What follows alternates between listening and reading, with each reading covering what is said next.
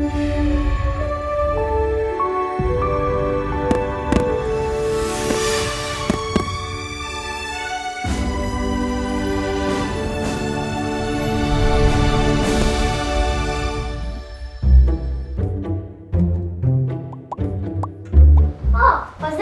dragi otroci! Me veseli, da smo ponovno v mojem knjižnem kotičku. Olala! Pozdravljeni, dragi otroci! Danes je pa namesto mene kar nekdo drug povedal. Kdo pa si? Laura? Laura si. Ja, Laura je moj sin, ki zelo rad posluša. Pravljice. Ja, izredno rad posluša pravljice. In on je tudi eden tistih, ki je kriv za to, da sedaj pripovedujem pravljice tudi vam, dragi otroci. Ja, povej, Laura, kako pa to, da si danes z mano? Zato, ker mi je ta pravljica zelo všeč. Ja, katera pravljica pa? Poglej, koliko imava knjig. Katero bova izbrala? Miška in srčnost. Miška in srčnost? Te pravljice pa še ne poznam. Kaj pa je tako nenavadnega na tej pravljici, da ti je všeč? Ko je Miška pregnala mačka. Miška je pregnala mačka? To še pa nisem slišala. Kaj, tako je bila močna? Ne vem še. Ne veš še? Samo to se spomnim. Potem pa mislim, da je čas, da si preberemo tole pravljico. Jo boš lahko poiskal, prosim? Ja. No, super.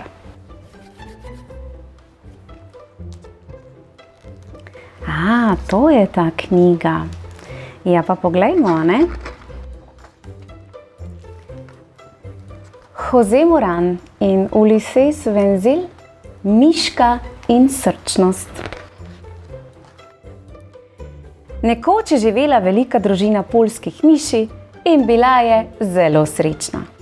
Dom si je ustvarila tik ob vrtu, na katerem je rasla vsakovrstna zelenjava, tako da jim ni bilo treba nikoli skrbeti, kako naj si priskrbijo hrano. Miške so prespale skoraj ves dan. Ko pa se je znočilo, so prilezle iz luknjice in se čisto potihem, da jih ne bi odkrili, odpravile na vrt. Tam so si privoščile bogato gostijo. Včasih so si nekaj živeža odnesle tudi v domače shrambe, da so ga imele na zalogi za vsak primer. In med številnimi člani družine je bila tudi miška Živka. Ni bila niti najbistrejša med vsemi, niti najhitrejša, niti največja, niti najbolj ljubka, niti najbolj prijazna. Bila pa je zelo močna in srčna in nikoli se ni pritoževala. Živka, ali te nič ne zebe? So jo spraševale druge miške. Ne, ampak se da prenesti, je odgovarjala. Živka, ali nisi nič utrujena? Sem, ampak se da prenesti. Miškam se je godilo kot v nebesih, dokler se ni nekega dne vse spremenilo. Lastnikom vrta je bilo dovolj, da jim glodavci požrejo vse pridelke, ki jih gojijo, in so kupili črnega mačka. Ker je bil velik in močan, je dobil ime Samson. Uboge miške so kar okamenele od groze, ko so ga zagledale.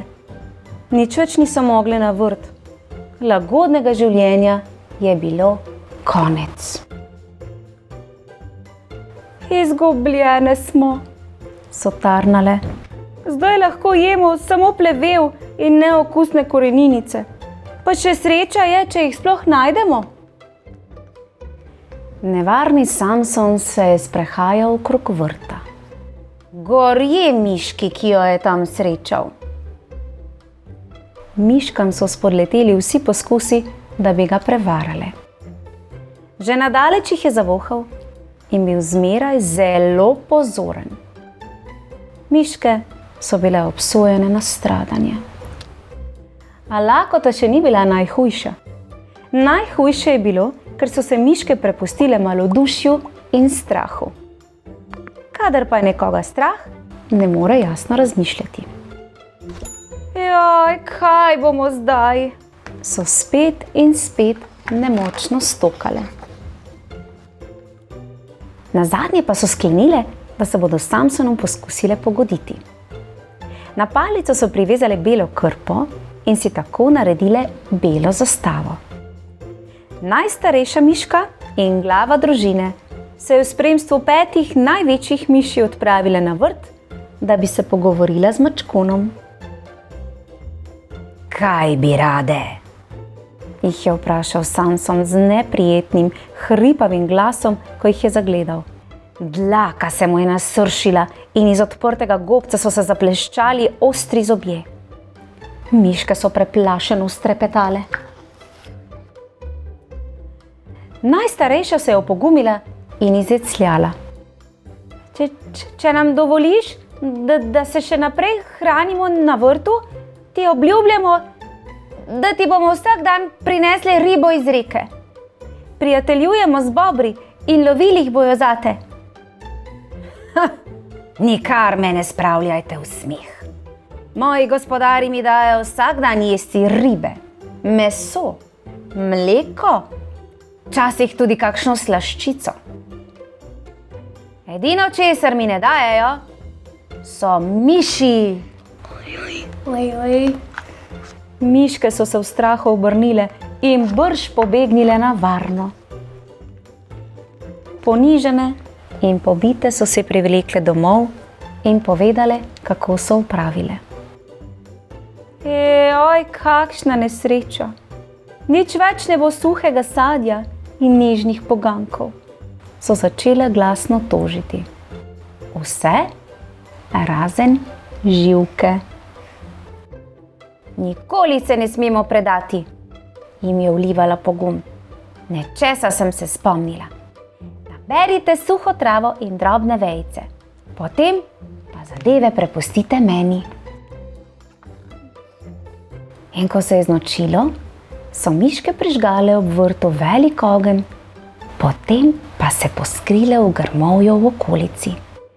Maček, presenečen, ko je opazil ogenj, se je namenil tja, da bi videl, kaj se dogaja. A še preden je prišel do ognja, je nenadoma v grozi obstal.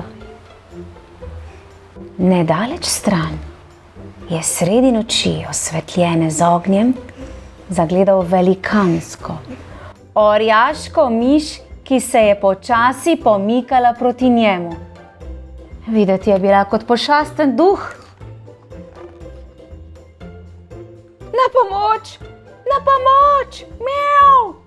Je presunljivo zamjavkal maček Samson in se pognal v beg, kot da bi ga podilo 100 hudičev.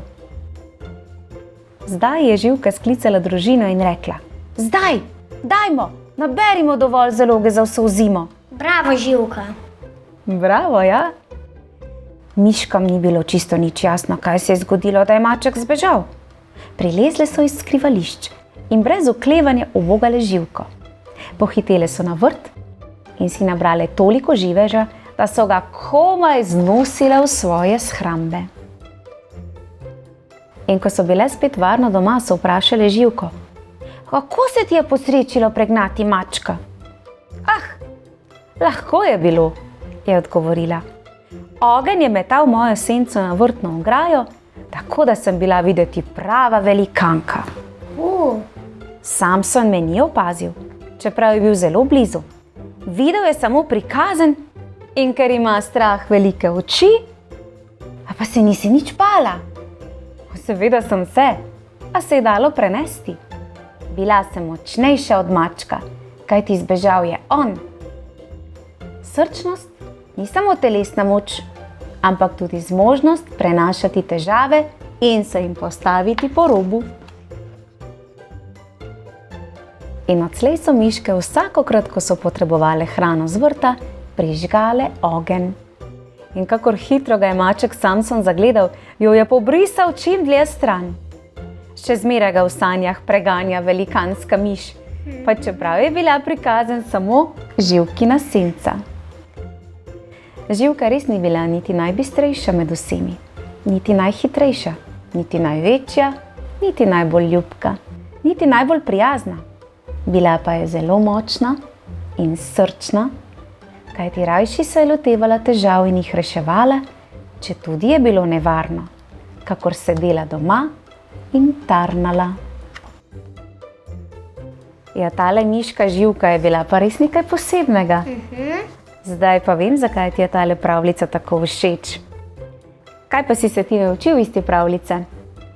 Da lahko jaz tudi komu pomagam. Seveda lahko pomagamo, samo trdno se moramo odločiti in verjeti in vztrajati, a ne? Včasih nam kaj ne uspe ravno v prvo, a ne? Super, tako. Upam, da vam je bila tale pravljica o miški Živki všeč. Nama je bila zelo, kaj ne? In če bi si radi ogledali še kakšne druge pravljice, se nama pridružite na Moj knjižni kotiček. Tako, tam pa vas čakajo še druge pravljice. Do naslednjič, se lepo imejte, uživajte in se kmalu spet vidimo. Adijo. Čau, čau! Čau. Izvoli tole miško. Pa pojdiva. Bravo, miška Živka.